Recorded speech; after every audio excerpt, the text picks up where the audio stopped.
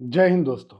Beginner studies में आपका स्वागत है। प्लीज़ हमारे चैनल को सब्सक्राइब कीजिए और अगर ये वीडियो आपको अच्छी लगे तो प्लीज़ इसे लाइक कीजिए और पूरा देखिए। आज हम बात करने वाले हैं स्टूडेंट्स के बारे में। देखिए, कोई भी स्टूडेंट हमारे इंडिया में जो गवर्नमेंट जॉब की तैयारी करता है, उससे पूछिए कि एग्ज़ाम का मतलब क्या होता है? एग्ज़ाम कितना इम्पोर्टेंट होता है? वो बेचारा पूरे 1 साल, 2 साल दे करके एग्ज़ाम की तैयारी करता है और कई सारे सपने सजोता है। एक कमाने की उम्र में जहाँ पे वो एक अच्छा प्राइवेट जॉब लेकर के कमा सकता था, वहाँ पे वो सब कुछ छोड़ के एक गवर्नमेंट जॉब की तैयारी करता है। गवर्नमेंट जॉब हमारे सोसाइटी के लिए एक अलग ही लेवल का एक रिस्पेक्ट है लोगों के। लोग कहते हैं कि रिस्पेक्ट है, एक इकोनॉमिकली सेंस ऑफ सिक्योरिटी है कि भाई अगर आप गवर्नमेंट जॉब में हो तो आपको सैलरी टाइम पे मिलेगी और जॉब आपका सिक्योर रहता है, आपको जॉब से निकाला नहीं जाएगा। लेकिन ये बातें कुछ हद तक सही हैं, कुछ हद तक मुश्किल है थोड़ा, लेकिन कुछ हद तक सही भी है। तो ऐसे ही गवर्नमेंट जॉब की तैयारी करने वाले हमारे देश में बहुत सारे युवा हैं, करोड़ों। मतलब अगर ओवरऑल देखा जाए पूरे इंडिया में तो करोड़ों युवा हैं जो कि गवर्नमेंट जॉब की तैयारी करते हैं। अभी एक बहुत बड़ी समस्या है जो कई सालों से चल रही है। हर साल आप सुनते हैं कि किसी न किसी परीक्षा की पेपर आउट होती ही होती है और ये कोई छोटे-मोटे एग्ज़ाम के पेपर आउट नहीं होती हैं। बड़े-बड़े एग्ज़ाम लाइक बीपीएससी का 2022 में पेपर आउट हो गया था। उसके बाद नीट का इस साल जो 2024 में नीट का एग्ज़ाम हुआ, उसका भी पेपर आउट हो गया था और उसपे कितना बवाल हुआ, कितने जाँच बैठे, क्या हुआ, नहीं हुआ। लास्ट काउंसलिंग के टाइम तक लग रहा था कि पेपर कैंसल होगा, लेकिन कैंसल नहीं हुआ। कई सारी जाँच में लोग पकड़े गए, ये साबित हुआ कि हाँ जी, पेपर आउट हुआ था, फिर भी बच्चों के भविष्य के साथ बहुत अच्छा खिलवाड़ किया गया। मैं थोड़ा-सा मुद्दे पे आना चाहता हूँ। मैं बीपीएससी में जो स्ट्राइक अभी चल रहा है बिहार में, मैं उस पे बात करना चाहता हूँ। लेकिन उससे पहले मैं थोड़ी बातें हैं जो आपको बताना चाहता हूँ। ये जो पेपर लीक होता है ना, ये बहुत सेंसिटिव मैटर है, कोई छोटा-मोटा मैटर नहीं है। ये बहुत बड़ा मैटर है। क्योंकि एक अच्छा लड़का जो पढ़ाई कर रहा है, जो डिज़र्विंग है, जिसको वहाँ पे पहुँचना चाहिए, उसकी जगह एक इनकॉम्पिटेंट जिसको मतलब सहूर नहीं है, कुछ भी जानता नहीं है, वो कुछ पैसे दे कर के वो उस जगह पे पहुँच जाता है जहाँ उसको नहीं पहुँचना चाहिए। हमारे सामने 2 एग्ज़ाम्पल हैं, एक नीट और एक बीपीएससी। अब सोचिए कि आप एक ऐसे डॉक्टर से इलाज कराएँगे, जिसने नीट के एग्ज़ाम में धाँधली करके अब डॉक्टर बना हो। धाँधली करके उसने एम्स में एडमिशन ले लिया और कैसे इधर-उधर से करके या किसी मेडिकल कॉलेज में घुस गया और कैसे भी लक बाय चांस वो डॉक्टर बन गया। क्या आप ऐसे डॉक्टर से अपनी इलाज करवाना चाहेंगे? या अगर सोच के देखिए कि बीपीएससी के थ्रू कोई ऐसा व्यक्ति आपका एडमिनिस्ट्रेटर बन के आता है, जो कि खुद पैसे दे कर के वहाँ तक पहुँचा है, तो क्या वो व्यक्ति आपके साथ न्याय करेगा? सोसाइटी के साथ न्याय करेगा? वो तो हर बात पे पैसे माँगेगा, हर बात पे रिश्वतखोरी होगी। तो अब आते हैं पॉइंट पे। देखिए, बहुत दिनों से लगभग ये बीपीएससी का लफड़ा चल रहा है, आयोग के साथ स्टूडेंट्स का लफड़ा चल रहा है और बीपीएससी पे तब से सवाल उठना शुरू हुआ जब पहली बार 2022 में बीपीएससी का पेपर आउट हुआ और वो पूरी चीज़ें एक्सपोज़ हो गई। कई सारे लोगों की अरेस्टिंग हुई, क्या हुआ, सरकार ने भी माना कि गलतियाँ हुई हैं, ठीक है।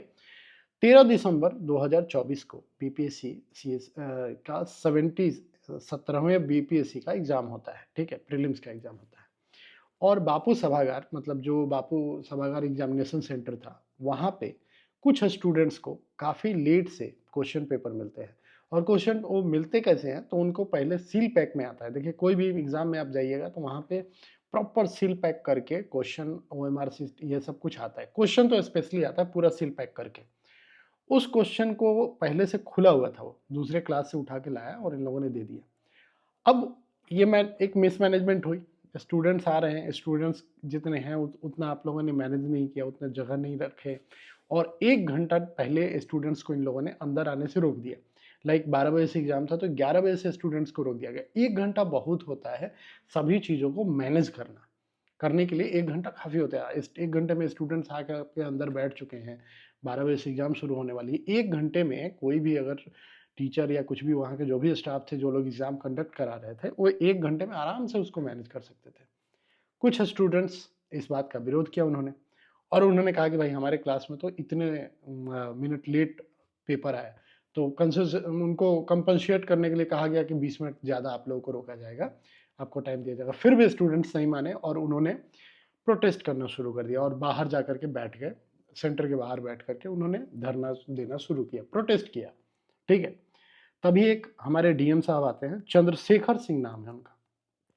डीएम साहब आते हैं जायजा लेने के लिए कि भाई क्या हुआ है, ये स्टूडेंट्स क्यों बैठे हुए, और इसी में किसी स्टूडेंट से वो कुछ बात करते हैं और कैमरे के सामने उस स्टूडेंट को थप्पड़ मार देते हैं। देखिए, मैं यहाँ पे थोड़ा सा रुक के आपको एक बात बताना चाहता हूँ जो कि मेरे दिल की बात है। मैंने एक अलग ही एटीट्यूड देखा है डीएम, एसपी इस पदों पे बैठे हुए लोगों का, और समाज में एक है भी कि भाई वो डीएम है, वो ये है, वो है। मैं इन सब हायरार्की में नहीं बिलीव करता। मुझे लगता है कि ये सब लोग किसके लिए बने हैं?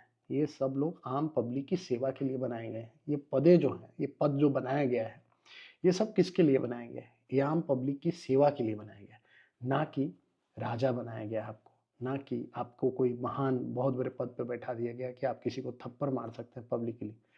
ये डेमोक्रेसी है, और यहाँ पे जो हमारा संविधान है, जो हमारे बाबा साहब अम्बेडकर का लिखा हुआ जो संविधान है, उसके हिसाब से चीज़ें चलनी चाहिए।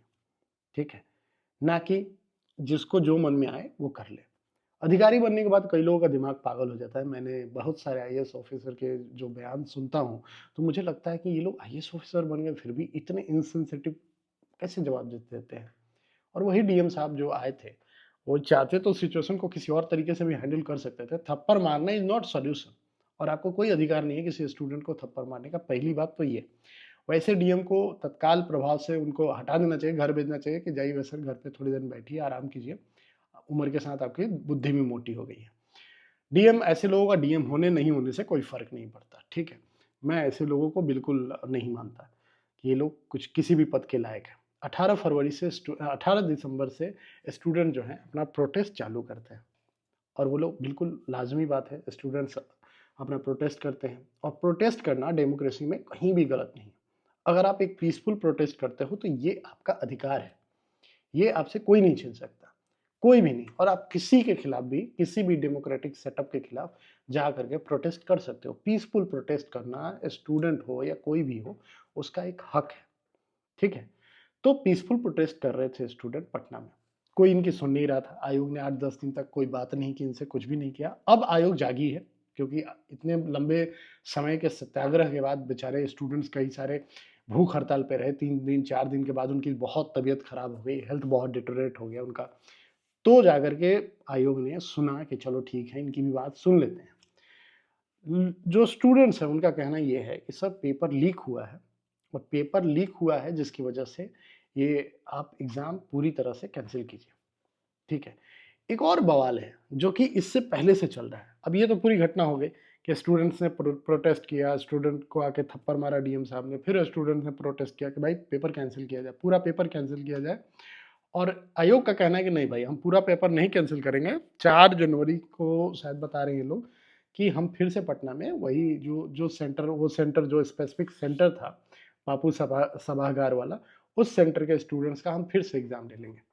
ये कहा जा रहा है बीपीएससी के द्वारा। लेकिन स्टूडेंट्स का कहना है कि ये लीपापोती ना करके आप प्रॉपर एग्ज़ाम लीजिए हमारा, ठीक है? और कुछ स्टूडेंट्स का कहना ये भी है कि मतलब अनएक्सपेक्टेड क्वेश्चंस पूछे गए हैं बीपीएससी में। तो अभी कितनी हद तक सही है, अब ये तो बात की बात है, मैंने इस पे ज़्यादा रिसर्च नहीं किया, लेकिन जो मेन मुद्दा है मैं उस पे बात कर रहा हूँ। फिर क्या होता है कि एक मुद्दा और चला था जो एग्ज़ाम से पहले था, वो टर्म्स ये है नॉर्मलाइज़ेशन। नॉर्मलाइज़ेशन क्या होता है, एक आम भाषा में हम समझे तो इनका कहना ये है कि स्टूडेंट बहुत सारे हैं, तो उनका हम ना 4 शिफ्ट में एग्ज़ाम करवाएँगे। सेम एग्ज़ाम के लिए 4 शिफ्ट में एग्ज़ाम लिया जाएगा, अलग-अलग। जैसे मान के चलिए 8 लाख स्टूडेंट्स हैं, तो उनको 2-2 लाख में बाँट दिया जाएगा। 2 लाख फर्स्ट शिफ्ट में एग्ज़ाम देंगे, 2 लाख सेकंड शिफ्ट में एग्ज़ाम देंगे, 2 लाख थर्ड शिफ्ट में देंगे, 2 लाख फोर्थ शिफ्ट में देंगे, और ये शिफ्ट 4 शिफ्ट 2 दिन में एग्ज़ाम कंडक्ट कराएँगे ये लोग। अब देखिए क्या होगा, 4 पेपर बनेगा, बीपीएससी का अब 4 पेपर आएँगे, सेम एग्ज़ाम के 4 पेपर हो गए ना, 4 बैच में बच्चे डिवाइड हो गए, तो 4 हो गए।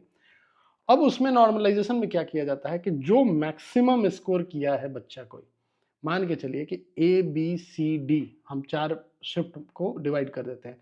ए शिफ्ट में किसी बच्चे ने मान के चलिए 100 में से 80 मैक्सिमम स्कोर किया है, और बी शिफ्ट में किसी बच्चे ने 90 स्कोर किया है, सी शिफ्ट में किसी ने 70 किया है और डी में किसी ने 50 ही किया है। तो अब क्या किया जाएगा कि इसका परसेंटाइल निकाल दिया जाएगा। तो अब सोचिए कि एक में 90 लाया है कोई, एक में 80 लाया है कोई, एक में 70 लाया है कोई और एक में 50 लाया है कोई। तो अब जो 50 नंबर वाला है वो 90 नंबर लाने वाले बैच में जो 90 नंबर लाया है बंदा वो और 50 लाया है वो, दोनों बराबर हो गए। इसमें मोटा मोटी बात ये है, नॉर्मलाइजेशन का सीधा मतलब ये है। और विभाग ने ये अंदर ही अंदर तय किया था कि हम ऑफिशियली कोई नोटिफिकेशन नहीं निकाला गया, लेकिन परसेंटाइल निकाल करके उन्होंने तय किया था कि भाई हम इसको स्टूडेंट्स को नंबर दे देंगे। और उसमें क्या होता है, जब आप नॉर्मलाइजेशन करते हैं तो उसमें जो लूप, एक जो फॉल्ट बनता है ना, उसमें ये हो जाता है कि भाई आप 2 नंबर कुछ भी धांधली करना होगा ना, इजीली किया जा सकता है, उसमें कोई सवाल नहीं उठा सकता। क्योंकि आपको तो ये लगेगा कि यार मेरे बैच का तो परसेंटाइल कुछ अलग था, इसका अलग है, तो मैं आप परसेंटाइल देखोगे, आप ये नहीं देखोगे कि कितना स्कोर आया था। अब आप अगर परसेंटाइल में, और जब आपका नंबर होता है तो उसमें कट ऑफ होता है। अगर मान के चलिए 100 नंबर का एग्जाम है और अगर मान के चलिए कि 70 आपका गया हुआ है कट ऑफ, तो अगर आपका 70 या 70 से अबव आपका नंबर है तो आप दावा कर सकते हो कि भाई मेरा होना चाहिए, क्योंकि मैंने तो 70 नंबर मेरा भी है। अगर आपका प्रीलिम्स के लिस्ट में नाम नहीं आया तो आप तो दावा कर सकते, चैलेंज कर सकते हो। लेकिन जहां पे परसेंटाइल वाली बात आ गई, तो आप 70 नंबर स्कोर किए हो या आप 40 नंबर स्कोर किए हो, डजंट मैटर, आप लिस्ट में हो भी सकते हो, नहीं भी हो सकते हो। तो पारदर्शिता कहीं ना कहीं खत्म हो जाती है। इस चीज से कहीं ना कहीं स्टूडेंट्स बहुत नाराज हैं और उनका नाराज होना बिल्कुल जायज है।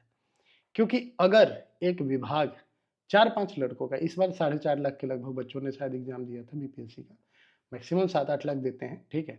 अगर मान के चलिए 10 लाख भी, अगर 10 लाख बच्चों का एक साथ अगर आप एग्जाम नहीं करा सकते, जो कि आपका काम है, वही काम है आपका, बीपीएससी का वही काम है, ना कि कोई और रिस्पॉन्सिबिलिटी है।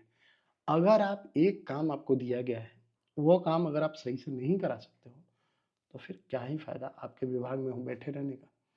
बहुत ही मतलब मुझे आश्चर्य होता है कि इतने टैलेंटेड लोग, जिनको कहा जाता है सो कॉल्ड बाबू लोग, जो बड़े बड़े ऑफिसर हैं, आईएएस ऑफिसर हैं, वो लोग बैठे रहते हैं वहां पे, और वो लोग ये काम नहीं कर सकते। इतना छोटा चीज उनसे नहीं होता जिस चीज के लिए उनके पास इतनी सोर्सेज हैं, इतने पैसे दिए जाते हैं, इतने सोर्सेज दिए जाते हैं, और वो लोग ऐसा लग रहा है जैसे कि किसी पे एहसान कर रहे हैं। तो पहली बात तो ये है कि जब आप एग्जाम कंडक्ट कराते हो तो आप किसी पे एहसान नहीं कर रहे हो। वो जो बच्चा एग्जाम देने आ रहा है, ये उसका डेमोक्रेटिक राइट है, वो दे सकता है एग्जाम, उसको आप नहीं रोक सकते। और वो बैठ के रोड पे प्रोटेस्ट भी कर सकता है, आपके खिलाफ नारे लगा सकता है, क्योंकि आपको रिस्पॉन्सिबिलिटी दी गई है। आप इनकॉम्पिटेंट हैं, आप नहीं उस लायक कि आप उस पद पे बैठे, और आपसे गलती हो रही है, जिस गलती की सजा उस बच्चे को भुगतना पड़ रहा है। सालों मेहनत करने के बाद एक बच्चा एग्जाम देने जाता है। कोई बच्चा 300-400 दिन तैयारी करता है, तब जाकर के एक दिन वो एग्जाम देने जाता है। अगर वो उस एक दिन उसका सही नहीं जाता है, तो वो बच्चा इकोनॉमिकली, मेंटली, और मतलब इतना पीछे जाता है, उसका वो नहीं, उसका पूरा परिवार सफर करता है। क्योंकि मिडिल क्लास के ही बच्चे मोस्टली, जो एग्जाम है गवर्नमेंट जॉब के लिए भागने वाले कौन होते हैं, मिडिल क्लास के लोग होते हैं। एकदम आम गरीब का बच्चा, जो मतलब जिसको है कि भाई मैं कुछ बदल दूं अपने परिवार की, ये जो इकोनॉमिकल कंडीशन है इसको चेंज मैं ही कर सकता हूँ, वैसे ही बच्चे तैयारी करते हैं गवर्नमेंट जॉब की। बड़े लोगों के बच्चे गवर्नमेंट जॉब की तैयारी नहीं करते हैं। किसी भी नेता के बेटे को आप नहीं देखिएगा कि वो बीपीएससी का एग्जाम देने जा रहा है। सांसद विधायक के बच्चों को बिल्कुल आप नहीं देखेंगे। रेयर ही कोई का होगा, इक्का दुक्का, जिसको शौक चढ़ा होगा कि भाई चलो बन जाते हैं कुछ, तो वो इक्का दुक्का शायद, तो वो बहुत बड़ा मैटर हो जाता है। सब मिडिल क्लास के लड़के होते हैं जो बसों में, ट्रेनों में कैसे कैसे चढ़ के, पैसे बचा के, बड़ी मुश्किल से गुर्बत में ज़िंदगी काट के वो अपने आप को मतलब अपनी तैयारी कर रहे हैं, और एक दिन ऐसा आ रहा है जहाँ पे उनके साथ बहुत एक भद्दा मजाक हो जा रहा है सिस्टम के द्वारा। अब इस पूरे प्रोसेस में कई सारे लोग हैं, कई सारे टीचर हैं जो कि आते हैं, उन प्रोटेस्ट करते हैं। तो देखिए, टीचरों का आना मैं उस पर कमेंट नहीं करूँगा। टीचर्स टीचर होते हैं, अगर मैं भी कोई टीचर होता तो मैं भी प्रोटेस्ट कर में बच्चों का मनोबल बढ़ाने के लिए जाता। अब वो क्या मैटर है वो अलग चीज़ है। लेकिन अगर हम रिकॉर्ड देखें तो बीपीएससी, एसएससी, आपका हर तरह के, हर स्टेट में, ये किसी एक स्टेट की बात नहीं है, आप ये भी नहीं कर सकते कि किसी एक स्टेट की बात है, एक स्टेट की बात नहीं है। राजस्थान हो गया, यूपी हो गया, उड़ीसा हो गया, झारखंड हो गया, बिहार हो गया, कहीं भी नाम ले लीजिए, जस्ट नेम इट, महाराष्ट्र तक में, सब जगह, मतलब साउथ साउथ में सब जगह भाई साहब, हर जगह पेपर लीक हो रहा है। और ये पेपर लीक कौन करवाता है? बड़े बड़े माफिया, गुंडे लोग, जिनका काम ही यही है। करोड़ों अरबों रुपए की उगाही की जाती है पेपर लीक करके। यूपी टीईटी का भी पेपर लीक हो चुका है। हर पेपर, मतलब आप बिलीव नहीं करेंगे, ऐसे ऐसे पेपर लीक होते हैं जिनका एक्सपेक्टेड भी नहीं रहता है। और ये मजाक किसके साथ होता है? मिडिल क्लास बच्चों के साथ, जो इस उम्मीद में है कि एक दिन एग्जाम होगा और उस एग्जाम में मैं टॉप करूंगा, उस एग्जाम को मैं पास करूंगा, फिर एक दिन मेरे पास सरकारी नौकरी होगी, फिर मैं अपने गांव में एक घर बनवाऊंगा, मम्मी पापा को घूमने लेके जाऊंगा, ये वो हजारों सपने उनके आंखों में हैं। और उन सपनों को एक दिन में बर्बाद करता है कौन? सिस्टम, ये सरकारें, ये बड़े बड़े लोग जो अपने आप को कहते हैं कि हम ये हैं, हम वो हैं। ये भी कभी स्टूडेंट रहे होंगे, ये भूल जाते हैं, ये अपना दिन भूल चुके हैं कि हम भी कभी स्टूडेंट थे। ये भी कभी भिखारी के बच्चों की तरह रोड पे घूमते होंगे, जिन्होंने थप्पड़ मारा है। इनका नाम जो है चंद्रशेखर सिंह है। हमें जो करना होगा कर लीजिएगा सर, कोई दिक्कत नहीं है। हम आप जैसे लोगों से नहीं डरते, बेवकूफ़ लोगों से। थप्पड़ मारना, आप मारना है तो अपने बच्चों को ये थप्पड़ नहीं मार पाते होंगे, क्योंकि इनके बच्चे इनके हाथ से बाहर होंगे। लेकिन ये दूसरे किसी गरीब के बच्चे को, जो रोड पे बैठा था बेचारा, उसको थप्पड़ मार सकते हैं। क्यों मारोगे भाई? उसका अधिकार है, वो कर सकता है, प्रोटेस्ट कर सकता है। अगर उसको टाइम पे पेपर मिलता, वो पेपर देता, सेंटर से बाहर निकलता, घर जाता खुशी खुशी। होना नहीं होना उसकी बात है। लेकिन आप लोगों ने गलती की, आपके स्टाफ ने, आप डीएम थे ना, आपको देखना चाहिए था ना कि भाई मिसमैनेजमेंट नहीं होना चाहिए। अकाउंटेबल तो आप लोग हैं, और आप लोग थप्पड़ मार रहे हैं लोगों को। तो मैं यही कहूँगा, अभी स्टूडेंट्स के ने शर्त रखी है कि भाई इन लोगों ने कुछ एफआईआर वगैरह भी किया है। ये तो बहुत कॉमन चीज़ है ना, एफआईआर वगैरह कर देना कि भाई, स्टूडेंट का कहना है कि भाई एग्जाम को कैंसिल किया जाए, जो कि करना चाहिए, कैंसिल करना चाहिए। ठीक है, उसके बाद इन लोगों ने एक बहुत अच्छी चीज़ मैंने पढ़ी, कितना सही है मुझे नहीं पता है, बोला है कि एक एसओपी बनाया जाए कॉम्पिटिटिव एग्जाम के लिए, एक स्टैंडर्ड ऑफ ऑपरेटिंग प्रोसीजर बनाया जाए, जो कि हर जगह होता है। अगर आप किसी कंपनी में जाएंगे काम करने, वहाँ भी होता है, किसी भी संस्था में एक एसओपी होता है। और इनका कहना है कि एक एसओपी तैयार किया जाए किसी भी कॉम्पिटिटिव एग्जाम के लिए, और पेपर बनाने से लेकर के एग्जाम कराने तक की पूरी प्रोसेस की जांच हो, और एक पारदर्शी तरीके से बताया जाए कि इस तरह से चीज़ें हो रही हैं, और उसकी जांच करके देखी जाए कि कहाँ पे लूप है, वो कहाँ पे फॉल्ट है, जहाँ से ये चीज़ें लीक हो रहा है, लीकेज कहाँ से है, कहाँ से ये पेपर लीक कर जा रहा है। तो ये पाइपलाइन जो है ना एग्ज़ाम का, जो हमेशा लीक लीक कर रहा है, कई सारे स्टूडेंट यार जॉब करने वाले होते हैं, जो तैयारी करते हैं, वो बेचारे सब कुछ छोड़ वोड़ के आते हैं एग्ज़ाम देने के लिए। और उनके के साथ क्या होता है? उनके साथ ये भद्दा मजाक होता है। तो कई सारे स्टूडेंट्स हैं जिनके मतलब क्वेश्चंस लीक हुए हैं, और ये नॉर्मलाइजेशन जैसे जो सिस्टम, नई नई कॉन्सेप्ट को यूज किया जा रहा है बच्चों पे, पता नहीं ये क्यों किया जा रहा है। क्या विभाग के बीच में इतनी करप्शन घुस चुकी है कि विभाग की नीयत में खोट है? अगर विभाग की नीयत में खोट है तभी जाकर के ऐसी चीजें लाई जा रही हैं, क्योंकि ऐसे कॉन्सेप्ट का लाने का कोई मतलब ही नहीं है। आप एक दिन में एग्जाम कराओ ना, एक दिन में एक पेपर कराओ, और उसमें कोई ये परसेंटाइल वगैरह वाली सिस्टम मत रखो, सिंपल रखो कि ये 100 नंबर का एग्जाम है, इतना कट ऑफ गया, मैक्सिमम इतना कट ऑफ गया है, इतने में भाई जो आ गए उनका प्रीलिम्स में हो गया, जिनका नहीं आया नहीं आया। एग्जाम ऐसी चीज है ना, इतना सेंसिटिव मैटर है कि इसको जितना ट्रांसपेरेंट हो सके उतना कराना चाहिए। एग्जाम और इलेक्शन, ये दो ऐसे कॉन्सेप्ट है ना जो कि बहुत इंपॉर्टेंट होते हैं। क्योंकि अगर एक गलत आदमी चुन के चला गया वहां पे, वो चाहे इलेक्शन हो या चाहे एग्जाम हो, तो वो उस देश की इकोनॉमी, उस राज्य की इकोनॉमी, और उस राज्य के पूरे सिस्टम को खराब करेगा। ठीक है, वो पूरे सिस्टम को खराब करेगा। और एक बेचारा डिजर्विंग लड़का, जिसको जाना चाहिए था, जिसमें रियल टैलेंट था, जो सच में डिजर्विंग था, जो सच में पढ़ाई किया था, उतना इंटेलिजेंट था, अगर वो वहां नहीं पहुंचेगा तो बड़ी मुश्किल होगी। तो इसी के साथ मैं इस वीडियो को यहीं पे कंक्लूड करूंगा। मैं बस इतना कहूंगा कि जो भी प्रोटेस्ट कर रहे हैं भाई, आप लोग पीसफुली प्रोटेस्ट करो, क्योंकि मैंने इससे पहले भी कई सारे स्टूडेंट प्रोटेस्ट देखे हैं। उसमें ऐसी भी होती हैं, कई सारे स्टूडेंट अपनी जान गंवा बैठते हैं। तो खास करके अपना ध्यान रखें। देखो, ये सिस्टम वगैरह किसी की नहीं होती, ये कोई सब माहौल है, सब बंद हो जाता है, लेकिन आप सुरक्षित रहोगे तो ही सब कुछ है। और इस गवर्नमेंट जॉब और ये सब के ऊपर भी दुनिया है, ये आखिरी लड़ाई नहीं है, ज़िंदगी इसके आगे भी है। अपने घरवालों का, अपने माँ-बाप का, अपने सपनों के लिए जीना है। ये ज़रूरी नहीं कि ये 4 लोग अगर आपको किसी सरकारी नौकरी में नहीं आने देंगे, तो आपकी दुनिया ख़त्म हो जाएगी। आप बहुत सारे इंस्पिरेशनल आपके ही टीचर हैं जिनको जो कोई गवर्नमेंट जॉब में नहीं है, वो लोग ज़ीरो से उठे हैं और आज दुनिया को प्रेरित कर रहे हैं। तो आप ऐसा भी सोचिए, सब कुछ गवर्नमेंट जॉब ही नहीं होता है दोस्त। तो इसी वीडियो के साथ मैं आप लोगों से कहूँगा कि all the best. I hope कि आप लोगों की जो माँगें हैं पूरी हो जाएँ, ठीक है? Thank you so much for मतलब इतना टाइम देने के लिए, अभी तक वीडियो देख रहे हो तो थैंक यू सो मच यार। प्लीज़ इस चैनल को सब्सक्राइब कर लेना और इस वीडियो को उन सारे दोस्तों से शेयर करना जो हमारी तरह थॉट रखते हैं, जो हमारी तरह सोचते हैं, ठीक है? और इस वीडियो को ज़्यादा से ज़्यादा फैलाओ। Thank you so much. Take care of yourself. God bless you.